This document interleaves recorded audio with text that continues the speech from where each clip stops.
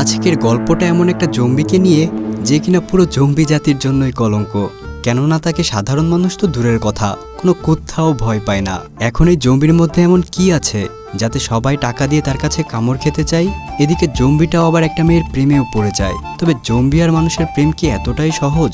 তো চলুন তাহলে আর দেরি না করে এমন একটা অদ্ভুত জম্বি মুভির গল্প দেখে নেওয়া যাক। গল্পের শুরুতেই দেখা যায় মাটির ভেতরের একটা টানেল থেকে একটা জম্বি বেরিয়ে আসছে। এরপরেই জানা যায় যে শহরের কিছু বিজ্ঞানী অবৈধ উপায়ে ডায়াবেটিস ভালো করার জন্য কয়েকজন মানুষের উপরে এক্সপেরিমেন্ট করে ঔষধ বানানোর চেষ্টা করছে। তবে তারা এই এক্সপেরিমেন্টে সফল হয় না এবং এর সাইড ইফেক্টের কারণে মানুষ এখন জম্বিতে পরিণত হতে শুরু করেছে। এই ছেলেটাও এখন ওই বিজ্ঞানীদের কারণেই জম্বি হয়ে গিয়েছে, আর সে ওই টানেলের ভেতর থেকে বেরিয়ে কোথায় যেন যেতে শুরু করে। এদিকে দেখা যায় যে প্রচণ্ড বৃষ্টির মধ্যে কেউ একজন গাড়ি চালিয়ে যাচ্ছে, আর ঠিক তখনই হঠাৎ তাদের গাড়ির চাকা পাঞ্চার হয়ে যায়। সে সময় কোথা থেকে একজন ভালো মানুষ তাদের কাছে আসে এবং তাদেরকে সাহায্য করতে চায়। সে বলে যে সামনেই আমার গ্যারেজ আছে, আপনারা চাইলে আমি আপনাদেরকে সেখানে পৌঁছে দিতে পারি। আসলে এই লোকটা ইচ্ছে করে রাস্তার মধ্যে লোহার পেরেক রেখেছে যাতে এই গাড়িটার পাঞ্চার হয়ে যায়। এই লোকটার নাম হলো জুন, আর সে তার প্রেগনেন্ট স্ত্রী নামজোর সাথে মিলে এই গ্যাস স্টেশনটা চালায়। তো তারা দুজনে মিলে সারা রাত গাড়ি ঠিক করার পর ওই গাড়ির মালিককে একটা লম্বা বিল ধরিয়ে দেয়। এত লম্বা বিলের লিস্ট দেখে লোকটা বলে, সামান্য টায়ার পাঞ্চার করতে আমি তোমাকে এত টাকা কেন দেব?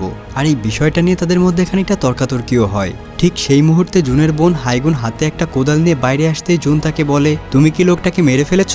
এ কথা শুনে ওই গাড়ির মালিক ভাবে যে কোনো কাস্টমার টাকা দিতে অস্বীকার করায় হয়তো এরা তাকে মেরে ফেলেছে। আর সেই ভয় পেয়ে সে তাড়াতাড়ি তাদের সম্পূর্ণ টাকা দিয়ে এখান থেকে দ্রুত গাড়ি নিয়ে বেরিয়ে যায়। আর এসব টাকা নিয়ে নামজো একটা বক্সের ভেতর তালা মেরে খুব সাবধানে আটকে রাখে, কারণ সে প্রেগনেন্ট আর এই টাকা তার ভবিষ্যৎ সন্তানের জন্য কাজে লাগবে। তখন জুন ওই টাকাগুলোর দিকে খুব করুণ দৃষ্টিতে তাকিয়ে থাকে। এদিকে ওই জম্বি হাঁটতে হাঁটতে গ্রামের ভেতর ঢুকে পুরো গ্রাম ঘুরে বেড়াচ্ছে। ঠিক তখনই তার পাশ থেকে দুজন মহিলা যাচ্ছিল, আর সে তাদের উপর হামলা করে। কিন্তু সে তাদেরকে ছোঁয়ার আগেই মহিলা সেখান থেকে চলে যায়। মহিলা দুজন ভাবে কি আজব লোক রে বাবা। আবার ঠিক সেই সময় তার এমন লুক হাবভাব দেখে গ্রামের 3-4টে ছেলে তাকে ইট মারে, তাকে নিয়ে মজা নেয়। তারা ভাবে হয়তো নেশায় টাল হয়ে ছেলেটা রাস্তায় রাস্তায় ঘুরে বেড়াচ্ছে। তো সে বাচ্চাদেরকে পিছু করতে করতে গ্রামের অলিতে গলিতে ঢুকে পড়ে। কিন্তু সে কোনো মতেই বাচ্চাগুলোকে ছুতে তো পারেই না, বরং সে এবার পড়েছে কুকুরের পিছে। সে কুকুরটাকে এমন রিয়াকশন দেখায় মনে হয় যেন এবার কুকুরটাকে সে খেয়েই ফেলবে, কিন্তু উল্টে কুকুরটাই তার পেছনে ধাওয়া শুরু করে দেয়। কুকুরের দৌড়ানি খেয়ে তো সে এবার নিজেই দৌড়ে কুল পায় না। এদিকে কয়েকজন কৃষক রাস্তার পাশে বসে খাচ্ছে। সেই সময় এই দৌড়াদৌড়ি তারা খুব আজবভাবে দেখে আর বেশ মজাও নেয়। তো যাই হোক, জুনের বাবা ম্যান্ডিওরও বেশ বয়স হয়েছে। সে তার বন্ধুদের নিয়ে একসাথে বসে প্রায় সময়ই তাস খেলে। সেখানে তার এক বন্ধু ঢুকেই বলে, গুড নিউজ আছে, গুড নিউজ। সবাই রেডি হয়ে যাও আমার বিয়ে খাওয়ার জন্য। আমি এই বয়সে বিয়ে করছি, আর তোমরা কি করো? সবাই তো এই গুড নিউজ শুনে তার কাছে দৌড়ে যায় আর ঘটনা কি তা খুলে বলতে বলে। সেই ফাঁকে ম্যান্ডিও খেলায় চুরি করতে থাকে, তবে সেটা আবার তার আরেক বন্ধু দেখেও ফেলে। এদিকে ওই যে কুকুরটা জম্বিকে তাড়া করেছে, সেই কুকুরটা বাইরে ডাকাডাকি করতে শুরু করে। ম্যান্ডিও সকলের মাইন্ড অন্যদিকে ঘোরানোর জন্য কুকুর তাড়ানোর বাহানায় দ্রুত রুম থেকে বের হয়ে যায় আর কুকুরটাকে ওখান থেকে তাড়িয়ে দেয়। কিন্তু তখন সে ওয়াশরুমের ভেতর থেকে কিছু একটা আওয়াজ শুনে। সে ভেতরে ঢুকে দেখতে গেলেই সেই সময় ওই জম্বি তার উপরে হামলা করে আর তাকে কামড় দিয়ে দ্রুত সেখান থেকে পালিয়ে যায়। এদিকে হাইগুন রাস্তা দিয়ে যাচ্ছিল, তখন জম্বিটা দৌড়াতে দৌড়াতে তার সামনে এসে পড়ে। হাইগুন ভাবে বখাটে ছেলে তাকে বিরক্ত করতে এসেছে। সে সুযোগ বুঝে জম্বিটার জায়গা মতো কষে একটা লাথি দেয়, আর জম্বিটা তখন ওই জায়গায় পুরো স্ট্যাচু হয়ে যায়। কুকুরটা এখানেও দৌড়াতে দৌড়াতে চলে আসে। কুকুরের দৌড়ে আসা দেখে হাইগুন ভয়ে দৌড় দিতেই জম্বিটাও কুকুরের হাত থেকে বাঁচতে তার পেছন পেছন দৌড় শুরু করে। আবারও জম্বি আর কুকুরের সেই দৌড় দেখে কৃষকেরা হাসাহাসি করে আর বলে, এখানে দৌড় প্রতিযোগিতা হচ্ছে নাকি? তো যাই হোক, এদিকে চাকরি হারিয়ে গ্রামে ফিরে এসেছে হাইগুনের ভাই মিন। হাইগুনকে দৌড়ে আসতে দেখে মিন ভাবে এতদিন পর তাকে দেখে তার বোন আনন্দে দৌড়ে আসছে। কিন্তু না, বিষয়টা ঠিক তেমন নয়। তার চিন্তা ভাবনায় পুরো জল ঢেলে দিয়ে হাইগুন পাশ থেকে তাকে কোনো রকমের তোয়াক্কা না করে দৌড় দিয়ে চলে যায়। আর পিছনে তো জম্বি দৌড়াচ্ছেই। এমন অদ্ভুত লোক আর তার বোনকে দৌড়াতে দেখে মিনও কিছু না ভেবেই দৌড় শুরু করে। এবার মনে হচ্ছে সত্যি সত্যিই দৌড় প্রতিযোগিতা হচ্ছে। হাড্ডাহাড্ডি লড়াই হাইগুনকে পেছনে ফেলে দিয়ে মিন আগে চলে যায়, আর হাইগুন পোল্টি খেয়ে রাস্তায় পড়ে যায়। জম্বিটা তাকে ধরতেই যাবে, ঠিক এমন সময় তার বড় ভাই অবতারের মতো এসে ট্রাক দিয়ে জম্বিকে ছুঁড়ে রাস্তা থেকে দূরে মাঠের ভেতর ফেলে দেয়। এতে তারা অনেক ঘাবড়ে যায় এবং ভাবে লোকটা মারা যায়নি তো, তাই দূর থেকে লুকিয়ে লুকিয়ে তারা লোকটাকে দেখতে থাকে। কিন্তু কিছুক্ষণ বাদেই জম্বিটা আবারও উঠে দাঁড়ায় এবং তাদেরকে দেখতে থাকে। এটা দেখে তারা ভাবে হয়তো অ্যাক্সিডেন্ট করে লোকটার স্মৃতিশক্তি হারিয়ে গিয়েছে। কিন্তু ঠিক তখনই ওই কুকুরটা মাঠের ভেতর আবারও চলে আসে এবং সেটাকে দেখে জম্বিটা ভয় পেয়ে পালাতে শুরু করে। এদিকে 3 ভাই বোন বাড়ি ফিরে আসে। জুন খুব ভয় পেয়ে যায় চিন্তা করে কি হবে তার। ওই ছেলে যদি তাদের বাড়ি এসে পুলিশ ডেকে অ্যারেস্ট করিয়ে দেয়, তখন হাইগুন বলে ভালোই হয়েছে, ছেলেটার মতলব মোটেও ভালো ছিল না, সে আমার দিকে দৌড়ে আসার চেষ্টা করছিল। ভাইয়া ঠিক সময়ে না পৌঁছালে জানি না আজ আমাদের কি হতো। এদিকে জুনের বাবাকে কয়েকজন লোক এসে তাদের বাড়িতে পৌঁছে দেয় আর বলে তোমাদের বাবার মাথায় একটা কুকুর কামড়ে দিয়েছে। তবে আমাদের আঙ্কেল তা শুনে একটু রেগে যায় আর বলে আমাকে কোনো কুত্তা কামড়ায়নি গো, মানুষ রূপে পাগল কামড়েছে। এই বলেই সে তার গাড়ির ভেতর চলে যায়। তার বাবা এই গাড়িতেই থাকে। তার জীবনের এখন একটাই ইচ্ছা, সে একদিন থাইল্যান্ডের পাতায়া বিচে ঘুরতে যাবে। তাই সে তার গাড়িতে ওই বিচের অনেক ছবি লাগিয়ে রেখেছে। তবে টাকা পয়সা না থাকায় তার এই স্বপ্ন স্বপ্নই রয়ে গেছে। এরপর গ্যারেজের ভেতর আওয়াজ শুনেই হাইগুন গ্যারেজের দিকে দৌড়ে যায়। সাথে সাথে তার বাবাও গ্যারেজে ঢুকে লাইট জ্বালিয়ে দেয় আর জম্বিটাকে দেখে বলে এই ছেলেটাই তো আমাকে কামড়ে দিয়েছে, একেই তো আমি খুঁজছি।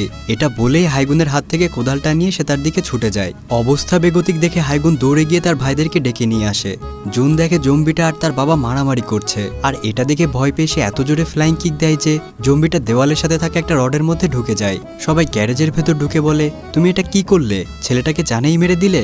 কিন্তু ঠিক তখনই হঠাৎ জম্বিটা জেগে ওঠে, যা দেখে সবাই ভয়ে চিৎকার দিয়ে সেখান থেকে পালাতে শুরু করে আর কোনো মতে বাইরে বেরিয়ে তারা জম্বিটাকে গ্যারেজের মধ্যে আটকে ফেলে। সবাই ভাবে এই ছেলেটা হয়তো মারা গিয়ে ভূত হয়ে তাদের উপরে প্রতিশোধ নিতে এসেছে। কিন্তু মিন ছেলেটাকে দেখে বুঝে যায় যে এটা একটা জম্বি, তাই সে এবার সবাইকে জম্বি যে কি সেটা বোঝাতে থাকে। এবার এরা সবাই বুঝে যায় যে তার বাবাও কিছুক্ষণ পরে জম্বিতে আক্রান্ত হবে, কারণ তাকে ওই জম্বিটা কামড়ে দিয়েছে। তাই সবাই তার বাবাকে রেখে দূরে এক সাইডে সরে দাঁড়ায় আর নামজো কোনো কিছু চিন্তা না করেই হাতে থাকা ফ্রাই প্যান দিয়ে তার শ্বশুরমশাইকে আঘাত করে অজ্ঞান করে ফেলে। এরপর সবাই মিলে তাকে তার সেই গাড়িতে নিয়ে রেখে বাইরে থেকে তালা লাগিয়ে দেয়, যাতে সে আর বাইরে আসতে না পারে। ঘরে এসে মিন সারা রাত জম্বি নিয়ে রিসার্চ করে আর পরের দিন সকালে সবাইকে বোঝায় যে জম্বি যাকে কামড় দেয় সেও আস্তে আস্তে জম্বিতে পরিণত হয়ে যায়। তাই এর থেকে আমাদেরকে এখন সাবধানে থাকতে হবে। এদিকে জুনের বাবা গাড়ির দরজা লক পেয়ে গাড়ির উপরের ছাদ দিয়ে বের হয়ে আসে। তবে সে এখনো জম্বি হয়নি।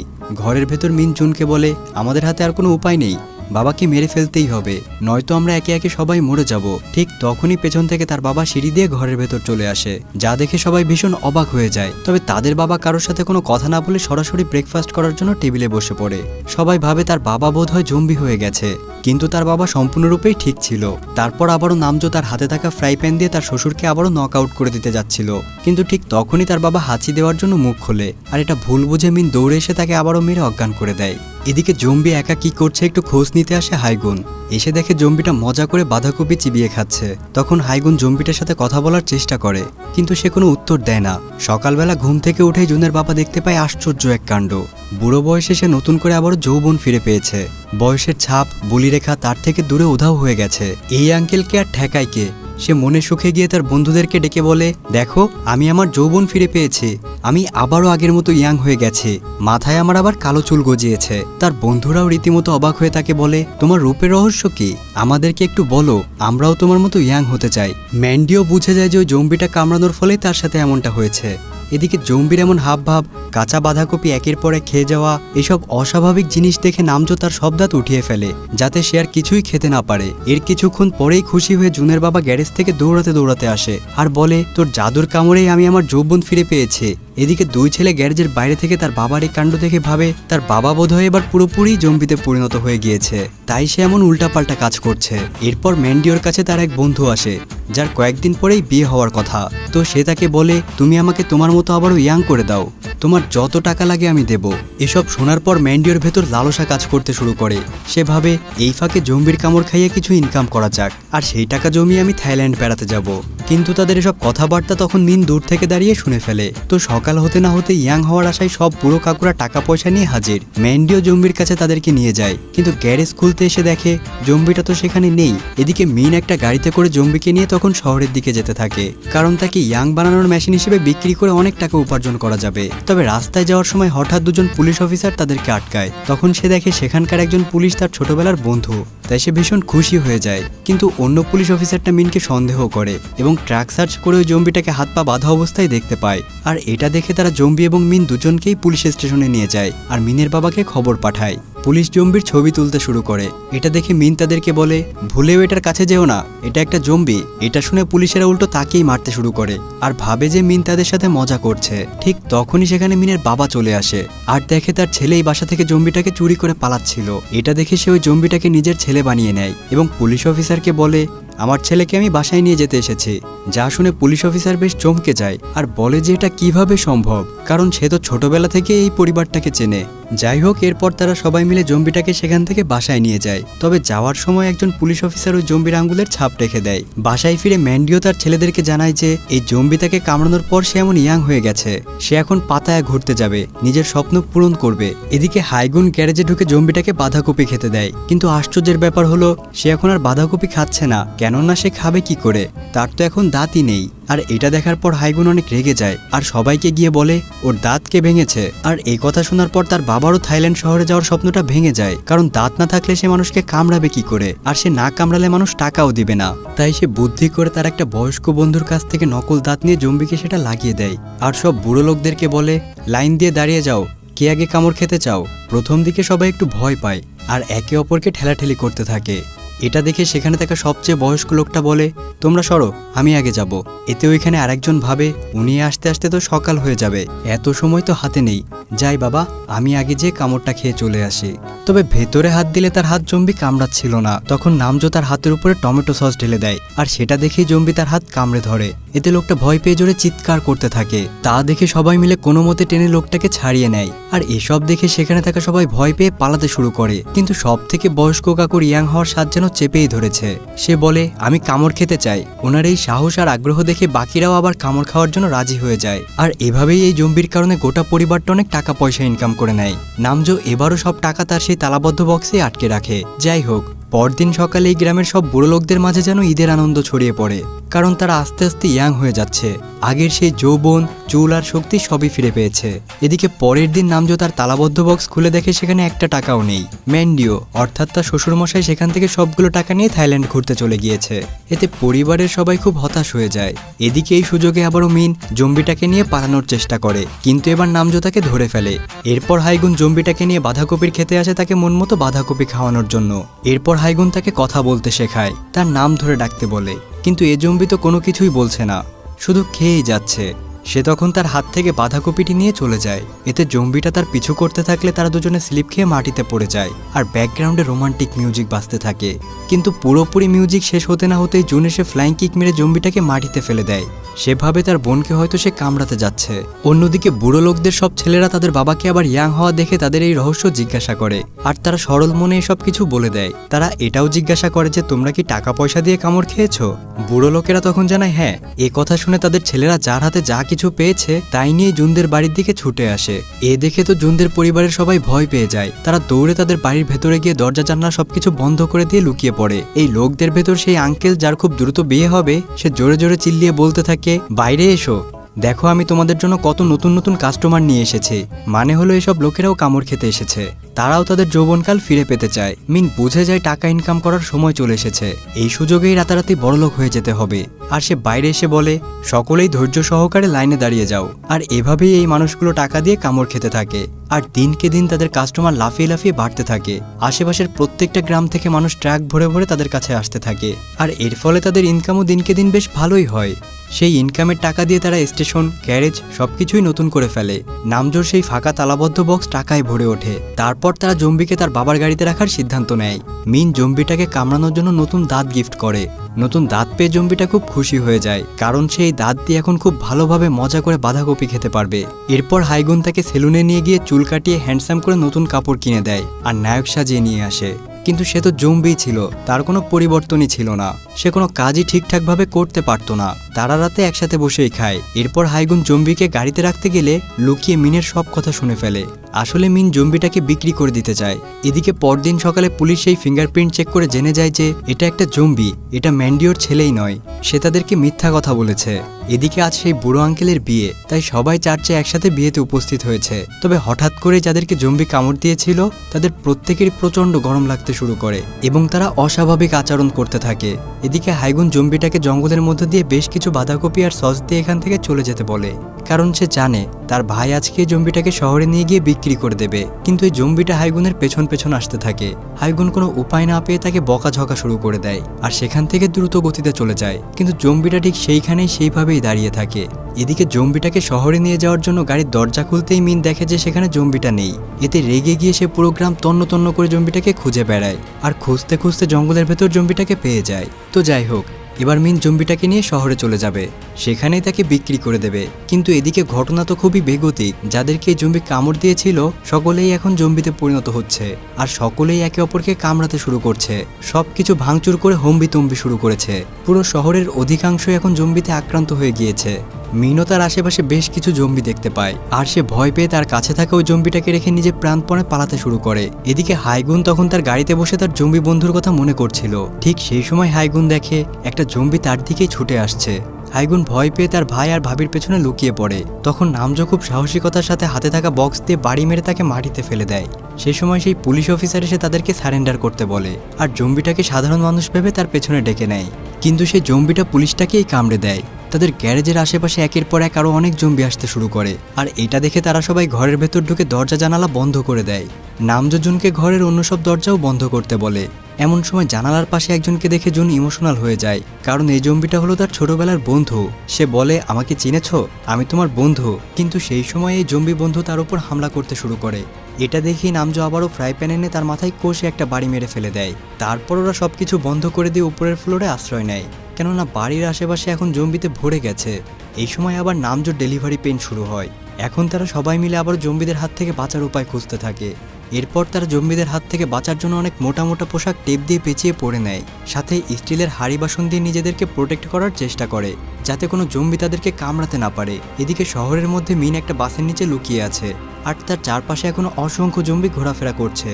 ঠিক তখনই তার ফোনে একটা কল আসে আর আওয়াজ শুনে জম্বিরা তার দিকেই আসতে থাকে। তাই সে নিজেকে বাঁচানোর জন্য দ্রুত তার ফোন অন্যদিকে ছুঁড়ে ফেলে আর জম্বিরা সেই আওয়াজের দিকেই চলে যায়। এই ফাঁকে মিন একটা ট্র্যাক নিয়ে তার বাড়ির দিকে যায়। রাত হয়ে যায় কিন্তু এখনও তাদের বাড়ির চারপাশে জম্বিরা ঘিরে রয়েছে। ঠিক তখনই আবার নামজোর পেইন শুরু হয় আর তার চিৎকার শুনে অনেকগুলো জম্বি উপরের দিকে আসতে চেষ্টা করে। তাই নিজেদেরকে বাঁচানোর জন্য এবার সবাই মিলে জানালা দিয়ে বের হয়ে ছাদের উপরে যাওয়ার চেষ্টা করে। কিন্তু তখনই নামজোর আবার তার সেই টাকার বক্সের কথা মনে পড়ে যায়। সেটা নিতে আসলেই জম্বিরা তার উপর আক্রমণ করে, তবে কোনো মতে মরতে মরতে সে বেঁচে যায়। এরপর তারা কোনো মতে ছাদে পৌঁছে যায় আর সেখান থেকেই তাদের গাড়ির উপরে ঢাকনা খুলে ভেতরে যায়। ঠিক তখন মিন গাড়ি নিয়ে আসলে সকল জম্বির দৃষ্টি গিয়ে পড়ে তার দিকে।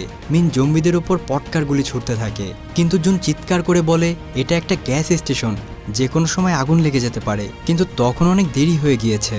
অটোমেটিক ওই বাসের সবগুলো বাজি ফুটতে শুরু করে। কিন্তু এই আতশবাজির আলোর ঝলকানি দেখে আশেপাশের প্রত্যেকটা জম্বি এখন তাদের বাড়ির দিকে এগিয়ে আসতে শুরু করে।